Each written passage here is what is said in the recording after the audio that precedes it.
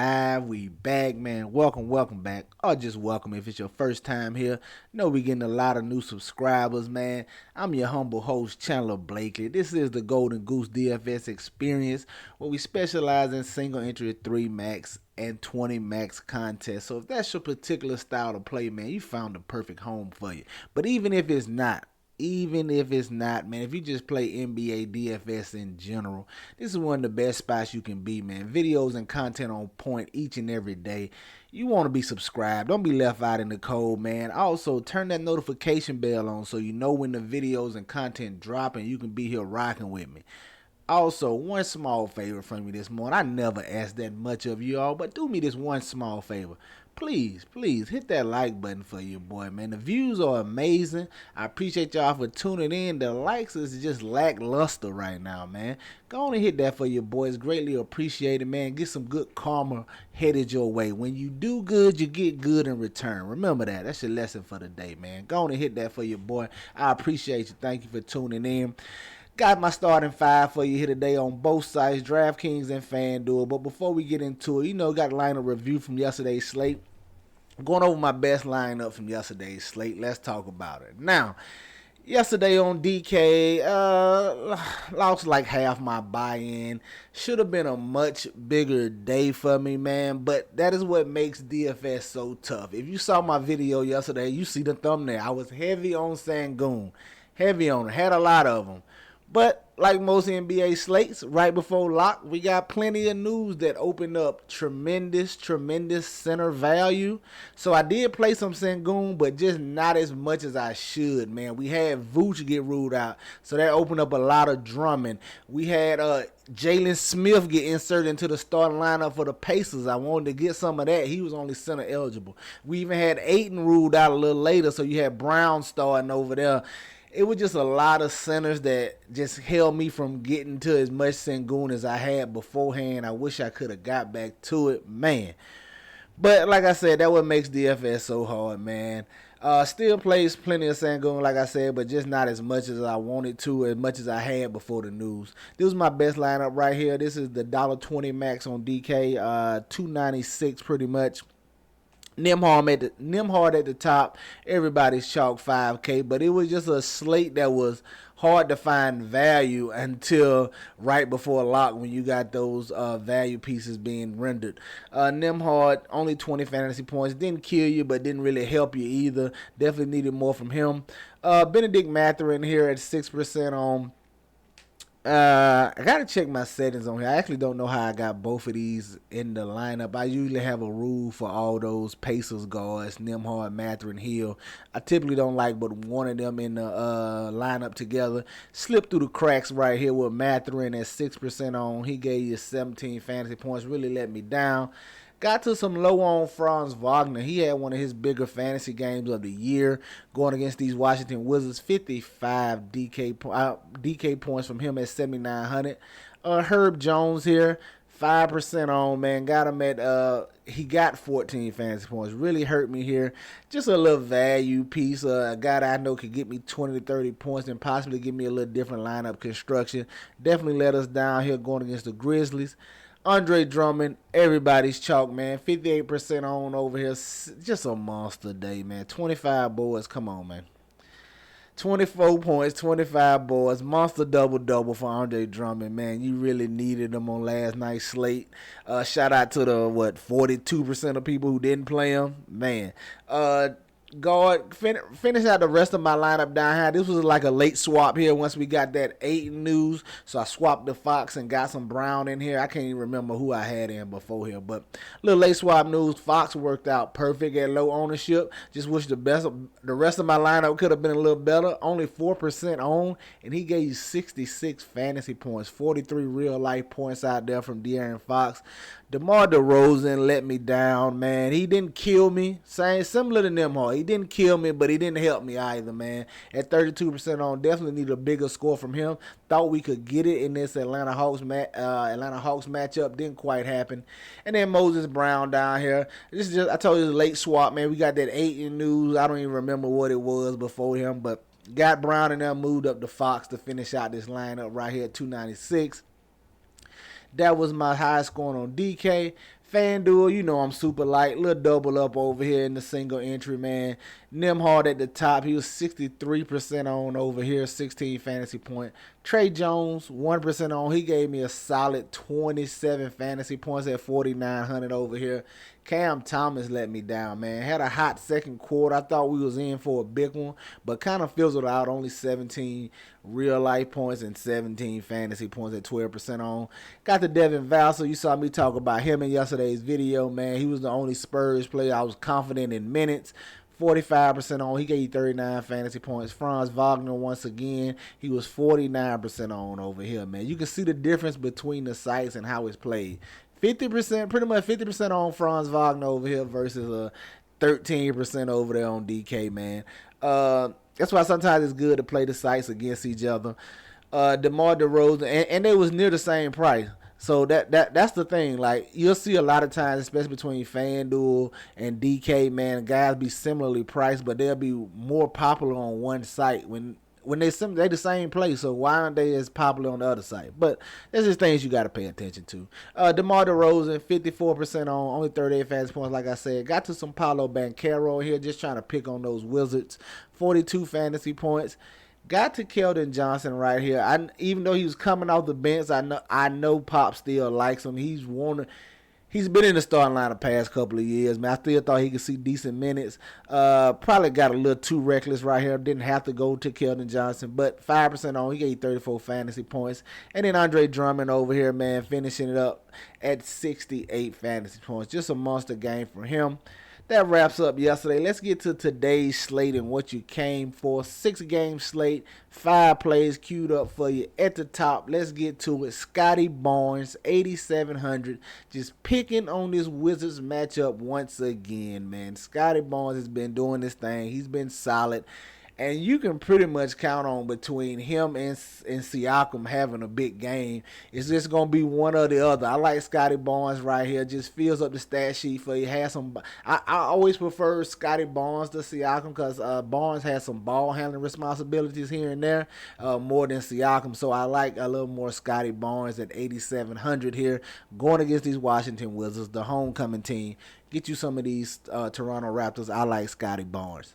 At the shooting guard, I want to look at Chris Middleton, 6,400. The minutes the past couple of games have been there. We seen him 33 and 33, greatly improving here in this spot. I like him going against the Nets right here. I think he's going to continue to be more efficient as he continues to find his role and place in the offense with Dame Lillard and Giannis. Getting it together with their cohesion and everything over there with this Bucks team. Middleton's a solid play, has 40-point upside here in this matchup. I definitely don't mind getting to him. And like I didn't say this in the opening, but you know it's tons of questionable news, guys. We waiting on the biggest pieces being Luka Doncic. Should get Donovan Mitchell back tonight. A few other questionable tags we waiting on. Sorry I didn't address that in the beginning of the video. But back to it. I like Chris Middleton here at 6,400, man.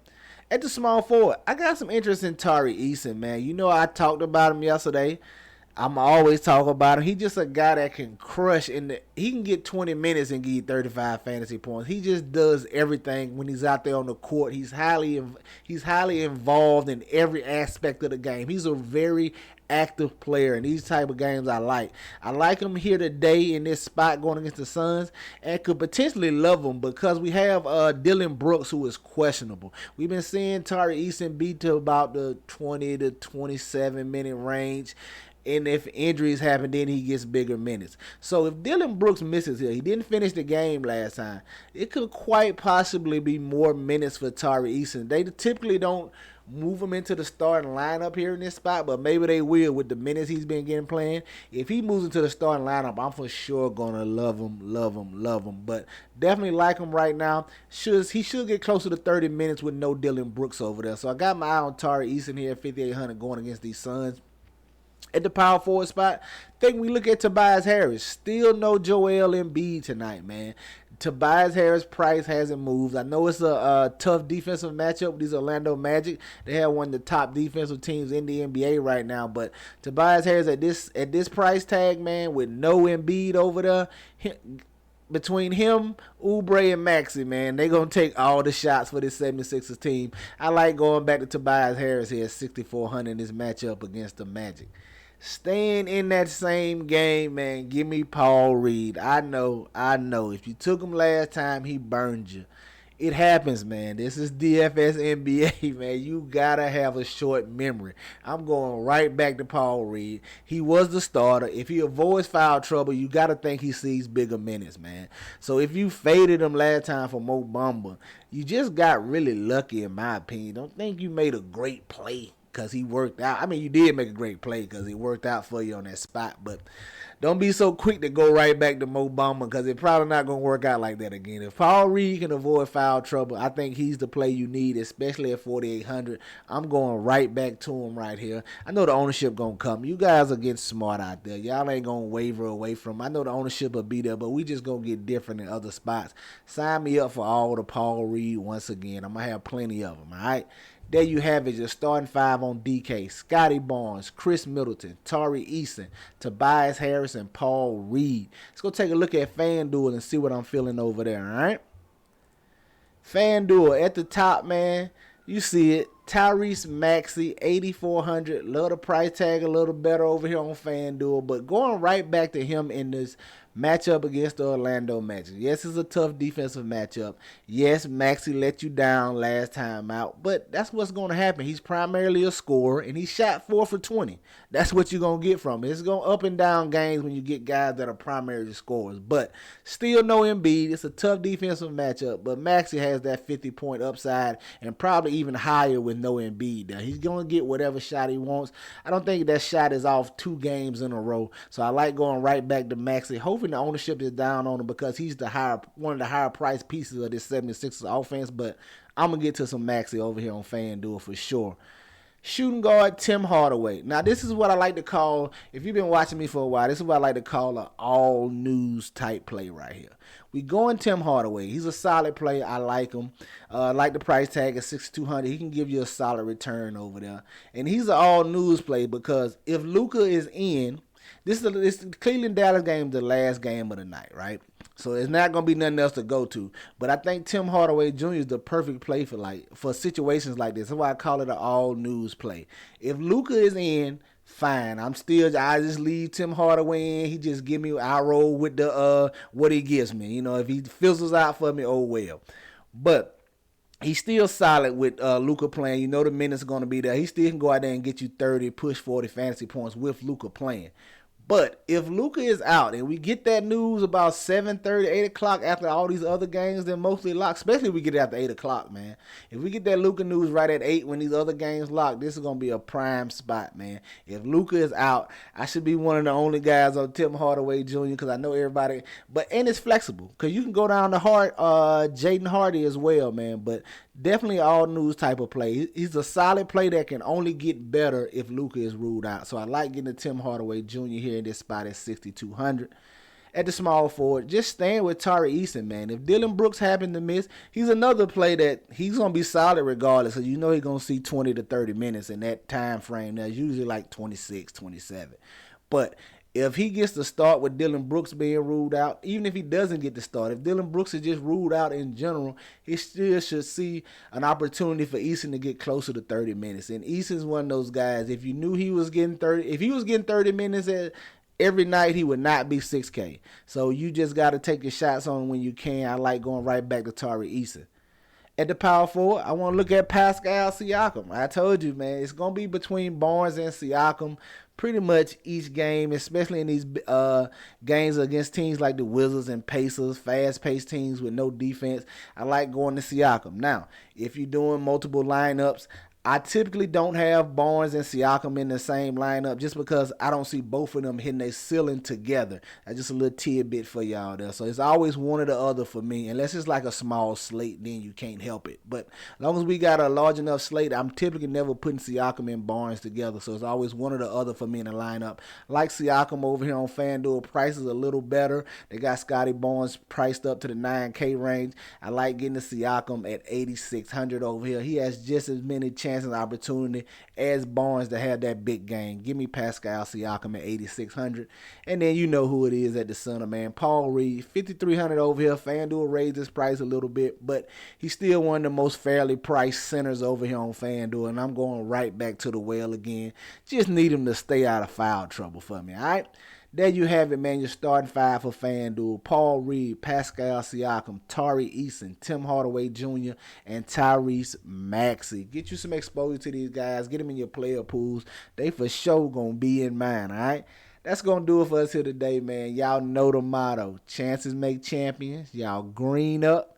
I'll catch y'all next time, all right? Let's get it.